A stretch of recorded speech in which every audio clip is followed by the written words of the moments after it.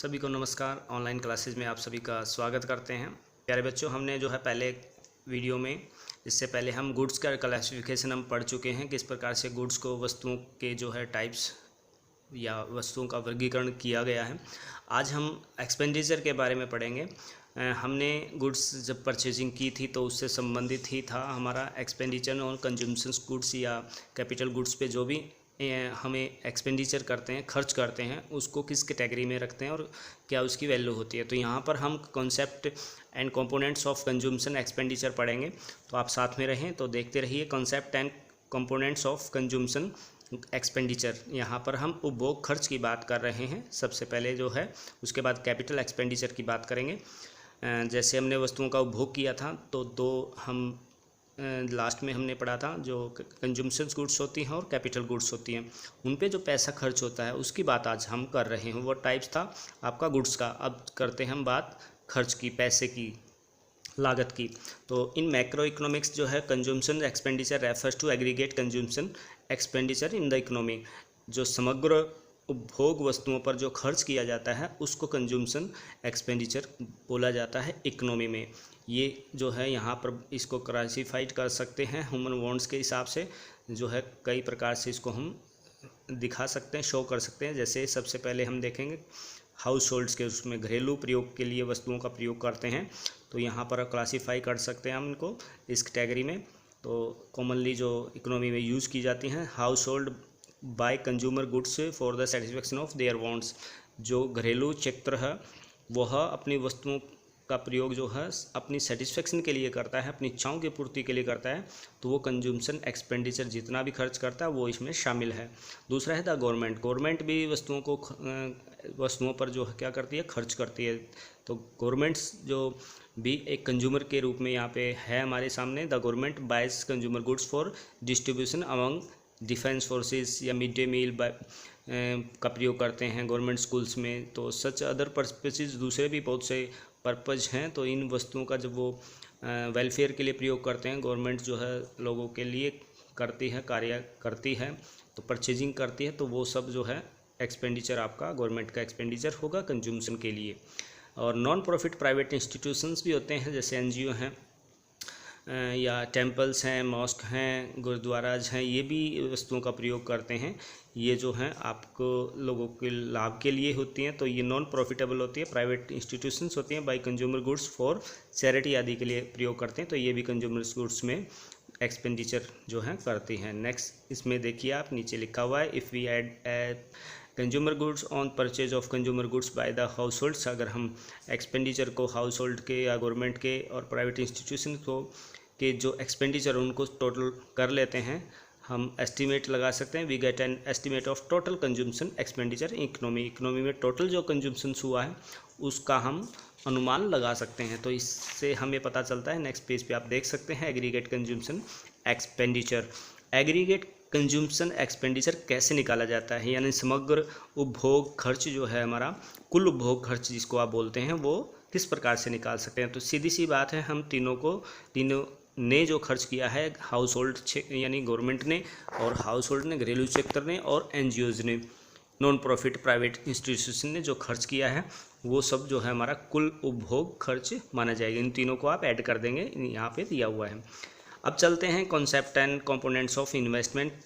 Investment की रूप में अगर उपभोग किया जाता है तो कैपिटल आपको पता है इन्वेस्टमेंट होता है, तो उसका प्रयोग हम करते हैं। प्रोड्यूसर्स गुड्स का प्रयोग करते हैं, कैपिटल गुड्स का प्रयोग करते हैं, तो वो इन्वेस्टमेंट होता है। तो यहाँ पे इन्वेस्टमेंट के बारे में है, और वही हमारा जो है आपका एक्सपेंडिचर हो जाएगा। व्हाट इज़ द इन्वेस्टमेंट, यहाँ पे क्वेश्चन बनता है। तो investment refers to increase the stock of capital. कोई भी कैपिटल का स्टॉक बढ़ाने के लिए जब हम इन्वेस्ट करते हैं तो उसको जो है इन्वेस्टमेंट कहा जाता है। जो भी खर्च करते हैं वो हमारा इन्वेस्ट के रूप में होता है। यानी कोई फैक्ट्री वगैरह आपको लगानी है, कोई काम आपको नया बनाना है, नया करना है, तो वो सब जो है इन्वेस्टमेंट किस में शामिल होगा, आपका स्टॉक में। यानी कैपिटल स्टॉक बढ़ाएगा उसको, तो बढ़ता है, तो इसीलिए उसको इन्वेस्टमेंट कहा जाएगा। जैसे मशीनरी आपने ऐड कर ली या कोई और सामान आपने अपनी फर्म में यूज़ कर लिया, तो वो पहले जो स्टॉक था उसमें ऐड होता रहा, तो वो इन्वेस्टमेंट के रूप में प्रयोग होगा। तो यहाँ पे आप देख सकते हैं हमारा जो इन्वेस्टमेंट है वो आई के रूप में रेफ़र किया गया है। यानी आई फॉर इन्वेस्टमेंट। और यहाँ पर आप देख सकते हैं एक ट्रायंगल बना हुआ है जो के साथ प्रयोग किया गया है। आई इक्वल टू ट्रायंगल के, यानी change in capital stock during the year. I for investment के लिए प्रयोग कर रहे हैं और के फॉर किसके लिए, कैपिटल स्टॉक। यहाँ पे आप देख सकते हैं के लिए प्रयोग किया गया है। तो यहाँ पर जो फॉर्मूला आपको दिया गया है कि इन्वेस्टमेंट इक्वल माना गया है change in capital stock during the year. अब change in capital stock during the year क्या होता है, एक वर्ष में जो चेंज आया है हमारे कैपिटल स्टॉक में उसका अंतर, ये है कैपिटल स्टॉक में चेंज, परिवर्तन। यानी जैसे हमारे पास मान लो वर्ष की शुरुआत में जितनी भी मशीनरी है और हम लास्ट में देखते हैं, यानी जनवरी को हमने मशीनरी का अपना कैपिटल स्टॉक का अनुमान लगाया या उसको एक प्रकार से हमने फिक्स किया कि भी इतना हमारे पास स्टॉक है, और उसके बाद हम वर्ष के एंड में भी देखते हैं कि भी हमारे पास जो है इतना इन्वेस्टमेंट अब है। अब जो अंतर आता है वो बीच में, यानी और भी मशीनरी हमने ऐड कर दी हैं, तो वो जो जितना भी उसमें डिफरेंस आता है वो सब जो है आपका ये change in capital stock during the year कहलाता है। तो यहाँ पे आप नीचे देखेंगे change in the stock of capital is called capital formation. इसको कैपिटल फॉर्मेशन भी कहा जाता है, इस बात को आपने याद रखना है। क्या कहा जाता है, capital formation. Accordingly investment is also defined as capital formation, और इसके अनुसार जो है इन्वेस्टमेंट को कैपिटल फॉर्मेशन ही कहा जाता है। From the view point of the economy as a whole, अगर हम इकोनॉमी को एक एज ए होल के रूप में देखते हैं, संपूर्णता की ओर देखते हैं, पूरी अर्थव्यवस्था को एक मानते हैं, investment refer to total production of capital goods. यह जो है टोटल प्रोडक्शन हो जाता है कैपिटल गुड्स का ड्यूरिंग एन अकाउंटिंग ईयर। एक वर्ष के दौरान जो है कुल उत्पादन को जो है क्या करता है, रेफर करता है, संकेत देता है कि कुल उत्पादन की ओर जो है ध्यान आकर्षित करता है। तो यहाँ पे देखिए कंपोनेंट्स ऑफ इन्वेस्टमेंट में क्या क्या शामिल है आपका। सबसे पहले हम पढ़ेंगे फिक्स्ड इन्वेस्टमेंट, यानी जो इन्वेस्टमेंट फिक्स है पहले से ही उसमें हम लंबे समय तक प्रयोग में लाते रहे हैं, तो फिक्स इन्वेस्टमेंट, और साथ में इन्वेंट्री इन्वेस्टमेंट हम इसमें पढ़ेंगे। जो कंपोनेंट्स हैं हमारे इन्वेस्टमेंट के आप साइड में देख सकते हैं। सबसे पहले फिक्स इन्वेस्टमेंट देखेंगे। तो fix investment refer to increase in the stock of fix asset. अगर हम फिक्स एसेट में जैसे लाइक प्लांट्स है, मशीनरी है, उसमें अगर बढ़ोतरी करते हैं तो वो फिक्स एसेटमेंट होगा हमारा। प्रोडक्शन के लिए एक अकाउंटिंग ईयर में, एक वर्ष के दौरान जो भी हम फिक्स एसेट में प्रोडक्शन में जो है स्टॉक में जो है इंक्रीज करते हैं वो फिक्स इन्वेस्टमेंट कहलाता है। फॉर एग्जांपल इसमें दिया हुआ है, if at the beginning of the year 2020, अगर 2022 में बिगनिंग में producer sale stock of 8 machine को, उसके पास 8 मशीनें हैं, and at the end of 22, और अंत में वर्ष के अंत में जो है ही है स्टॉक ऑफ 10 मशीन्स, उसके पास 10 मशीनें हैं। तो जो इंक्रीज हुआ है 2 मशीनों का ड्यूरिंग द ईयर, वो स्टॉक क्या हो जाएगा, फिक्स एसेट में इंक्रीमेंट माना जाएगा। यानी fix investment of the producer during the year जो है इक्वल टू 2 मशीन, जैसे हमने पहले बताया था कि जनवरी और दिसंबर में अगर हम अंतर देखें। और इसमें नेक्स्ट पॉइंट देखिए, fix investment is also called fix capital formation. इसको क्या बोला गया है, फिक्स कैपिटल फॉर्मेशन भी बोला गया है, क्योंकि हमने ऊपर पढ़ा है कि जो इन्वेस्टमेंट है आपका कैपिटल फॉर्मेशन कहलाता है।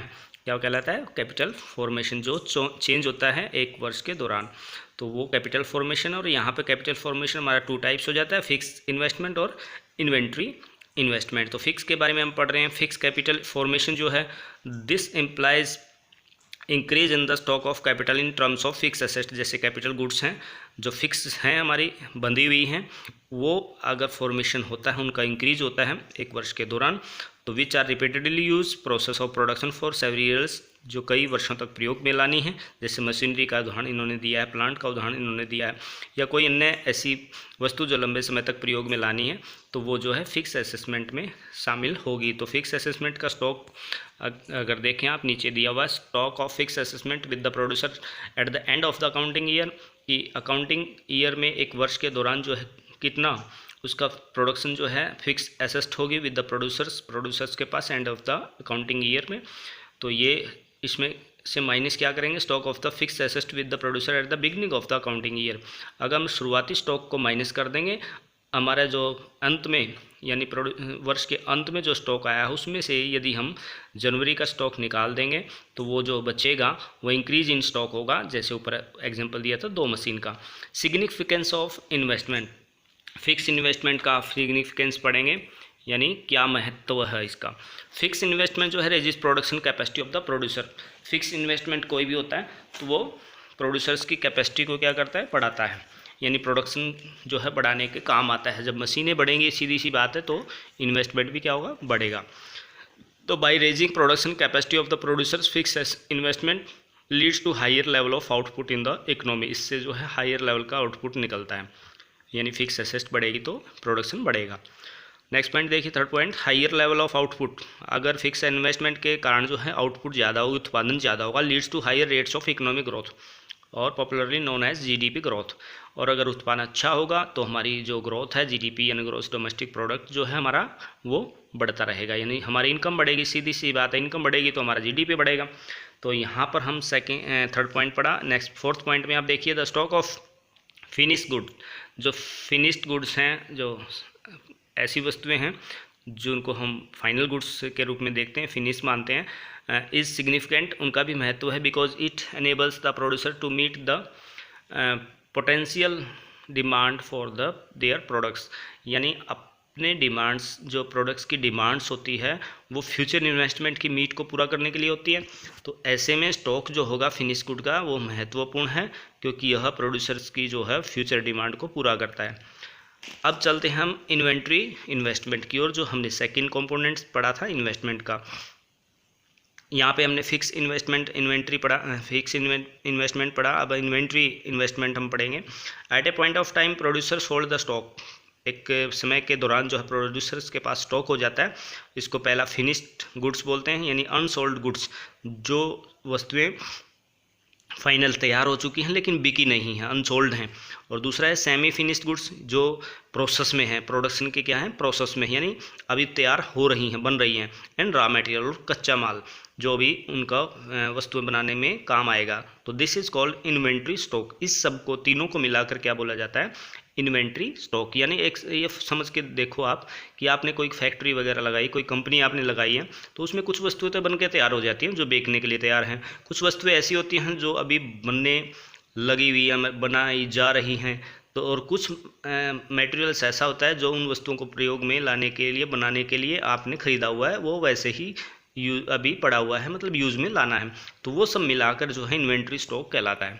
तो change in inventory stock during the year वही मैटर होगा जैसे फिक्स का था, कि एक वर्ष के दौरान जो है शुरुआत में आपके पास कितना इन्वेंट्री स्टॉक था और लास्ट में कितना हुआ, दोनों का अगर डिफरेंस निकाल देंगे तो हमारे पास ईयरली अकाउंटिंग ईयर में क्या हो जाएगा, इन्वेंट्री इन्वेस्टमेंट आ जाएगा। तो ये सिंपल है।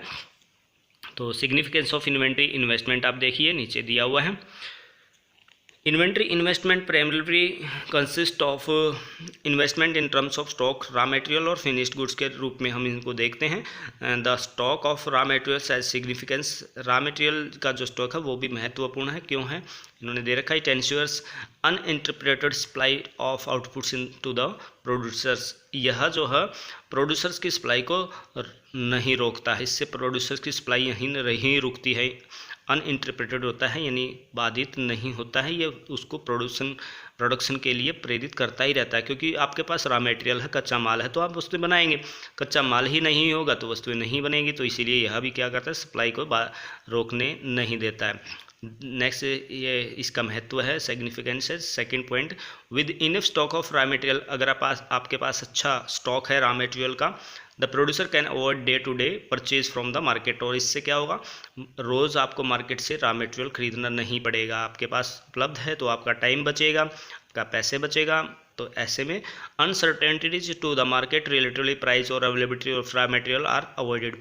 जब हम ऐसे अपना स्टॉक बनाए रखेंगे रॉ मटेरियल्स का, तो हमारे पास एक सर्टेनिटी होगी, यानी हम वस्तु का निर्माण करने के योग्य हो जाएंगे।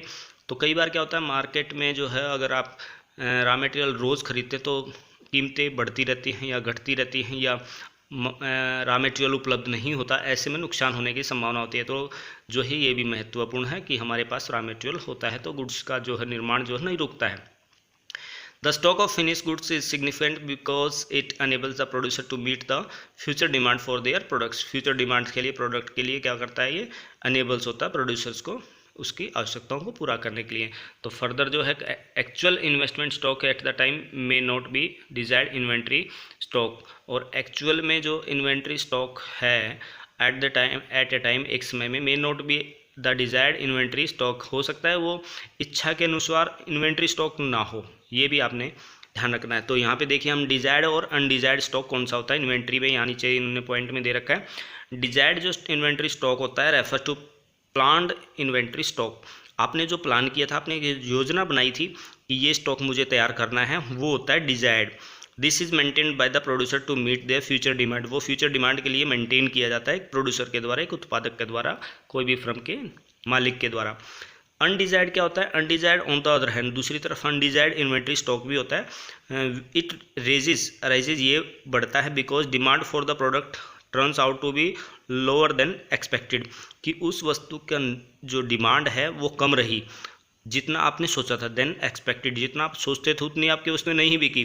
तो unplanned inventory stock leads to losses, जैसे में क्या होता है, लॉस होने का खतरा रहता है। तो कई बार वस्तुएं आपके अकॉर्डिंग नहीं बिकती हैं, तो आपका इन्वेंट्री स्टॉक जो है बढ़ जाता है और इससे क्या होता है, नुकसान हो सकता है। नेक्स्ट पॉइंट पे चलते हैं। हमारे पास नेक्स्ट जो पॉइंट है वो है ग्रॉस इन्वेस्टमेंट, नेट इन्वेस्टमेंट और कॉन्सेप्ट ऑफ डेप्रिसिएशन, कि हमारे पास कुल जो है इन्वेस्टमेंट कितना है, ग्रॉस कितना है और हमारा डेप्रिसिएशन कितना है, यानी टूट फूट कितनी हुई है। तो देखिए यहाँ पर आपको आप एक एंगल के माध्यम से आप देख सकते हैं, ग्राफ के माध्यम से समझाया उन्होंने कि gross investment refer to total production of the capital goods during the year. Gross investment होता है जो पूरे वर्ष के दौरान जो है प्रोडक्शन जो किया गया था वस्तुओं का, वो होता है। इसमें शामिल क्या क्या होता है? दिस इंक्लूड्स, इसमें क्या क्या है? Capital goods use for the replacement of existing capital stock, जो वस्तुएं या जो कैपिटल गुड्स हैं, प्रोड्यूसर्स गुड्स हैं, जो पूंजीगत वस्तुएं हैं, use for the replacement of existing capital stock, यानी जो एग्जिस्टिंग वास्तव में जो कैपिटल स्टॉक था उसको रिप्लेस जिन वस्तुओं ने कर दिया है, विच इज़ वोर्न आउट, जो टूटी फूटी थी उनको हमने बदल दिया, तो वो वस्तुएं इसमें शामिल होती हैं। Capital goods used as net addition to their existing capital stock, और दूसरी वो हैं जितने पहली हैं हमने बदला नहीं बल्कि उनमें और शामिल कर ली, और वस्तुएं शामिल कर ली, कैपिटल गुड्स यानी इन्वेस्टमेंट और कर दिया। तो ये ग्रॉस इन्वेस्टमेंट के हिस्से हैं। Capital goods used for the replacement of existing stock refer to depreciation, अगर कैपिटल गुड्स यूज़ की जाती हैं रिप्लेसमेंट के लिए, कैपिटल स्टॉक के रिप्लेसमेंट के लिए, तो रेफर टू डेप्रिसिएशन, इसको जो है टूट फूट कहा जाता है। तो ये आप ध्यान रखेंगे। Capital goods used as net addition to the existing capital stock is called net investment, और कैपिटल गुड्स यूज़ की जाती है net addition to the existing capital stock, जो वास्तव में हमारा कैपिटल स्टॉक है उसमें ही नई कैपिटल गुड्स अगर शामिल कर लेते हैं तो वो क्या कहलाता है? नेट इन्वेस्टमेंट, कुल जो है निवेश के रूप में उसको मानेंगे, सकल निवेश और कुल निवेश। तो इसमें आपने दो बातें समझी हैं कि एक तो डेप्रिसिएशन होता है, जैसे कोई मशीनरी है वो पुरानी हो गई है तो आपने रिप्लेस कर दी, तो वो मशीनरी रिप्लेस की है वो डेप्रिसिएशन में काउंट होगी, वो टूट फूट में काउंट होगी, और उसको जो रिप्लेस कर दिया है आपने वो कैपिटल गुड्स जो है यूज़ की जाएंगी। उसके बदले में जो नई आई है उसको शामिल किया है ग्रॉस में, और दूसरा जो हमारे पास मशीनरी है उसमें ही नई मशीनरी ऐड कर दी, यानी हमने टूट फूट नहीं निकाली है, वही उसी के साथ और दूसरी मशीनरी जोड़ दी है, तो वो भी इसमें शामिल होगी जो नेट इन्वेस्टमेंट के रूप में कहलाएंगी। तो सिग्निफिकेंट ऑफ नेट जो इन्वेस्टमेंट है हमारा, यहाँ 3 पॉइंट आपने दिखाई दे रहे हैं, आप बुक में साथ में रखें। It raises the stock of capital in economy, इससे क्या होगा? इकोनॉमी का जो स्टॉक है कैपिटल वो बढ़ेगा, और it helps generate opportunity of employment, इससे एम्प्लॉयमेंट बढ़ेगा क्योंकि नई मशीनरी आप ऐड कर रहे हो तो नए आदमी चाहिए होते हैं, तो नए कर्मचारी होंगे तो जीडीपी हमारी वही बात है, प्रोडक्शन बढ़ेगा, तो इसमें वो भी फ़ायदा है। तो ये देखिए तीसरा point, net investment in net rise in production capacity of the economy, accordingly GDP growth is accelerated, और इससे जीडीपी बढ़ने के जो है चांस हो जाते हैं। नीचे जो है ग्रॉस इन्वेस्टमेंट और नेट इन्वेस्टमेंट में डिफरेंस दे रखा है जो कि पूछा जा सकता है और आपने बताना है। तो यहाँ पे सेम है, आप देख सकते हैं ग्रॉस में सारा इन्वेस्टमेंट शामिल है, नेट भी उसी में शामिल है, और नेट में केवल वो है जो प्रोडक्शन के साथ जो हम नई मशीनरी लेके आए हैं। तो ग्रॉस में टूट फूट भी शामिल है और इसमें नहीं है, ये ध्यान आपने रखना है। तो देखिए मीनिंग्स अगर आप बात करें हैं, it includes expenditure by the producers on the purchase of new asset as well as expenditure on replacement of existing asset during an accounting year. तो दोनों हमने पॉइंट इसमें शामिल किए हैं जो आपने ऊपर पढ़े थे कि कैपिटल गुड्स जो रिप्लेस की हैं, जो पुरानी गुड्स थी या टूट फूट जिनमें हो गई थी, तो वो एक्सपेंडिचर इसमें शामिल है, और नई एग्जिस्टिंग एसेट है उसके साथ जो शामिल की है वो भी इसमें शामिल है। It includes expenditure by the producer on the purchase of a new asset only. यहाँ पे नेट इन्वेस्टमेंट पे देखिए केवल नई इन्वेस्ट जो की गई है, नई एसेट जो आपने यूज़ की है प्रोडक्शन के लिए, वही केवल इसमें शामिल है। और उसमें क्या था, न्यू भी और एक्सपेंडिचर ऑन रिप्लेसमेंट भी, दोनों भी शामिल थे, तो ग्रॉस में हो जाएगा। यानी नेट इन्वेस्टमेंट ग्रॉस इन्वेस्टमेंट का हिस्सा है।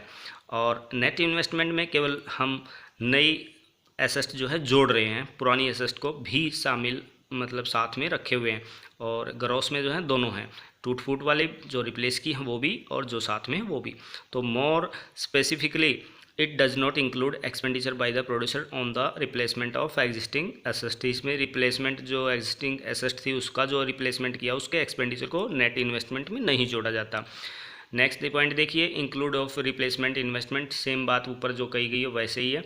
It includes replacement investment depreciation of fix asset, जो टूट फूट है, जो भी हमारी खर्चा हुआ है रिप्लेसमेंट के दौरान, वो इसमें शामिल किया जाता है ग्रॉस इन्वेस्टमेंट में, और नेट इन्वेस्ट में शामिल नहीं किया जाता है। थर्ड में देखिए, addition to the capital stock, it does not show net addition to the existing capital stock. ये जो है नेट एडिशन, कितना कुल जो है एडिशन हुआ है उसको शो नहीं करता है, क्योंकि रिप्लेसमेंट में ऐसी दिक्कतें आ जाती हैं। और नेट इन्वेस्टमेंट में shows net addition to existing capital stock में जितना ऐड हुआ है वो कुल एक्सपेंडिचर जो है, इन्वेस्टमेंट जो है वो दिखाई देता है, पता लग जाता है। इकोनॉमिक इम्पैक्ट की अगर बात करें तो increase in growth investment need not necessarily need to increase in production capacity. ज़रूरी नहीं है कि gross investment need not necessarily lead to, इससे फ़ायदा होगा जो हमारा प्रोडक्शन बढ़ेगा, ज़रूरी नहीं है। क्योंकि कई बार मशीनरी आपने रिप्लेस की है तो दूसरी जो मशीन यूज़ की है वो भी प्रोडक्शन कर रही है, पहले भी कर रही थी, बस पुरानी थी इसलिए रिप्लेस कर दी, तो हो सकता है जीडीपी में ग्रोथ ना हो, तो ऐसे में ज़रूरी नहीं है। लेकिन नेट इन्वेस्टमेंट में क्योंकि पहली मशीनरी भी है और दूसरी आपने इन्वेस्ट की है, तो जीडीपी यानी ग्रोथ के चांस बढ़ने के चांस रहते हैं, प्रोडक्शन बढ़ने के चांस रहते हैं। तो आप नेट इन्वेस्टमेंट में देखेंगे, increase in net investment always lead to increase in production capacity, therefore causes increase in GDP. GDP में क्या होता है, इंक्रीज होता है। तो ये था आपका महत्वपूर्ण टॉपिक। आगे आप जो है कॉन्सेप्ट ऑफ डेप्रिसिएशन स्वयं पढ़ लें और इसको समझ लें, फिर भी अगर समय में नहीं आता है तो आपको बता दिया जाएगा। कोई क्वेरी हो तो संबंधित तो आप कमेंट जरूर करें। नमस्कार।